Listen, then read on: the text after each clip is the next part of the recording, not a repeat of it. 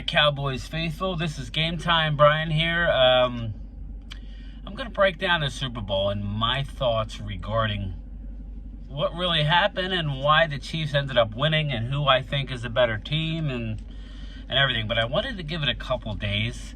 As a Cowboy fan, you live in about 35, 40 minutes from the stadium over the bridge in South Jersey.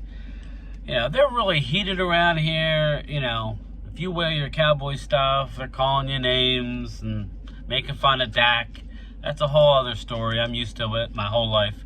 But if you really look at the game, I think the Eagles blew a big-time chance. Now, anybody that's watched me and Primetime Phil on our other channel, Primetime Phil, I'll leave a link in the comments. You know that I picked the Eagles to win 34-30. I called a 10-point lead at halftime for the Chiefs. I just assumed that they would make the Chiefs one-dimensional. And we all know that Eagles front, okay? That Eagles front has been eating all year. Okay, they've been doing it all year. I figured they'd make the Chiefs one-dimensional.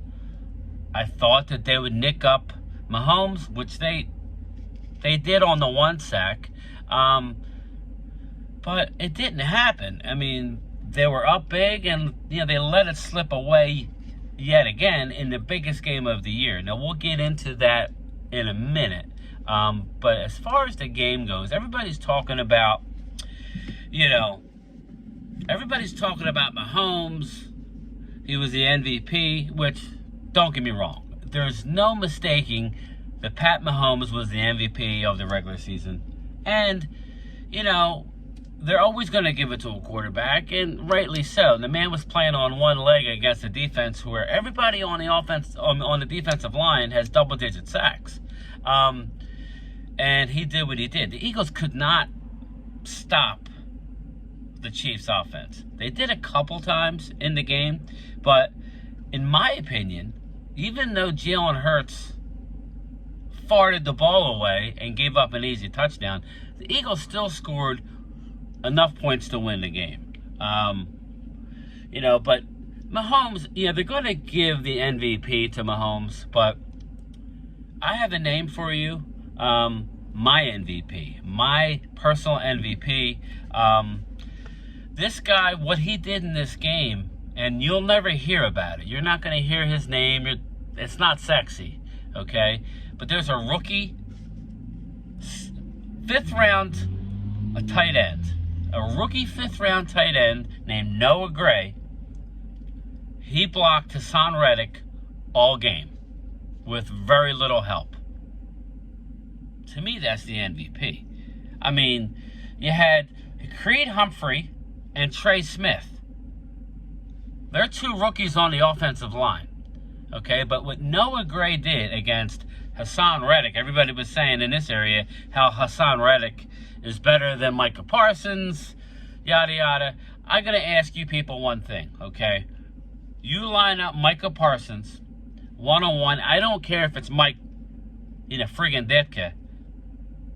You line him up one-on-one all game. You think Micah Parsons is going to win once or twice? Yeah, I would say yeah. I would say my MVP in this game is the offensive line for the Chiefs and Noah Gray in particular. Hassan Reddick has been a beast. You can say what you want as a Cowboy fan. He has. But my God, did the Eagles defense get shut down. They played that man coverage for most of the game, and they were exposed. Okay, all as we've been talking about as Cowboy fans is, Dak can't throw against zones. Dak put up 40 against this same Eagle team just a few short weeks ago. But my MVP was Noah Gray. Shout out to Brian Broadus at 105.3 The Fan. He pointed it out. He said he watched it time and time again. Noah Gray doing his job. Now, Mahomes, he was getting the ball out quick, especially in the second half. But that was because of necessity.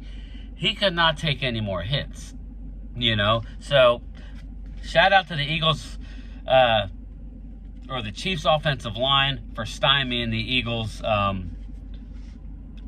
defense all game. It was really ridiculous. And I think that the Eagles scored enough points. Now, I don't know what you think, but the Eagles only had 3 possessions. 3 possessions, offensive possessions in the second half. Now, that's not including the last possession where they only had 1 play, okay? At the end of the day, your vaunted defense had 0 sacks against an offensive line who had 3 rookies, including 1 tight end who stymied Hassan Reddick. That's where the game was won. But if we look deeper into it, the Eagles have been doing this all year. Eagles have been jumping out to big leads and then farting it away almost every game. They did it against the Dallas and a backup quarterback, a banged-up Dallas team on the road.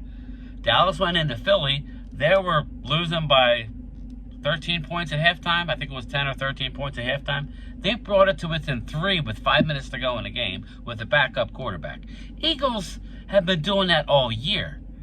Eagles have been blowing leads all year, and their schedule has allowed them to win these games. Now, the major thing is, oh my God, how could they call this? The refs screwed us. How could they call, Bradbury for that hold in that spot? Listen, man, that's the rules. Bradbury came out and even said that it was a hold. He was hoping to get away with it. When it's coming down to the end, especially against Patrick Mahomes, you're not going to, if it was, if the roles reversed, what are you going to say as an Eagle fan? No, you got to let them play. You would be crying for a darn penalty. But, the game was not won or lost there. You lost it. You got out-coached big time. You got out-coached severely. And I would say, now it's just coming out now that Shane Steichen was named the Indianapolis Colts head coach. That's going to be big. This is what happens. Let's see about the loudmouth Eagles coach, Nick Sirianni, who had to, even Jalen Hurts on the sideline, after the Eagles scored, he was yelling across the field, raising his hand, and Jalen Hurts had to say, yo, coach. He grabbed his arm and put it down. The loudmouth Sirianni, what's he going to do now? You don't have Steichen now. Okay, you're going to have to call plays or you're going to have to find somebody else, and I'm hearing that, the D coordinator, Gannon, who I'm not a big fan of, let's face it, they've blown a lot of leads this year. He's one of the candidates to go in Arizona. So, a lot of things are going to change, but we got to give a shout out, to the Kansas City's offensive line. In the end, and I'll just say this, Eagles were the best team in the NFC. We can't say anything as Cowboy fans. They were the better team. As much as I wanted to go to Philly and play them in the championship game, in the championship game, I know we would have gave a way better game than the Niners, a third-string quarterback. I know that for a fact. Dak's record against the Eagles is 8-3. Dak just put 40 up on you just a month prior. I wanted that. Now, without Tony Pollard, I was not excited about that prospect at that point. I just didn't think we were going into Philly and winning without one of our biggest weapons. I would have liked to have seen it, but, it didn't happen. But in the end, a shout out to the Eagles for a great season, but I got news for you. All these people that are coming out and saying, well, we made it to the Super Bowl, we're young. It doesn't work that way. Doesn't work that way. Most likely, you're not even you may make the playoffs now since they added the extra spot, okay? And all the talking heads are going to say, well, the Eagles are favored. You're going to lose so many guys on defense. Bradbury's going to be gone, okay? Fletcher Cox is going to be gone. Javon Hargrave is probably going to be gone, okay? There's going to be a lot of your safety that was out. He's going to be gone. Your linebackers are free agents. I mean, it goes on and on and on. You're losing coaches. there's no guarantee that you're going to get back to the playoffs, let alone everything break. You're going to have a first place schedule. There's a reason why that teams who've won the East don't win it the following year. It hasn't been done since the Eagles in like 15 years. So odds are you're not going to win a division. I'm not saying it's going to be the Cowboys at this point, and we could break it all down, but let's just, everybody take a breath about the Eagles are going to control shit, because they're not going to, the numbers have already been done. I mean, history is what it is. Odds are you're not winning the division next year. That's the odds. That's not me. That's the odds. So, you're the best team in the NFC. Congrats. But let me tell you, they don't give nothing for Super Bowl losers. Nobody cares about you. Just talk to the Buffalo Bills. They're a laughing stock. Okay, back when Dallas beat them, in 2 straight years, and they lost 4 in a row. Now, I know better. They were a great team, but nobody really cares about the losers. If it was Dallas that went to the Super Bowl and lost, I would not be happy at all. It would be a way, especially the way it happened. You were rolling in this game, and you choked it up. Your quarterback gave up 7 points. He had a good game after that, and your defense didn't show up. So at the end of the day, you blew it.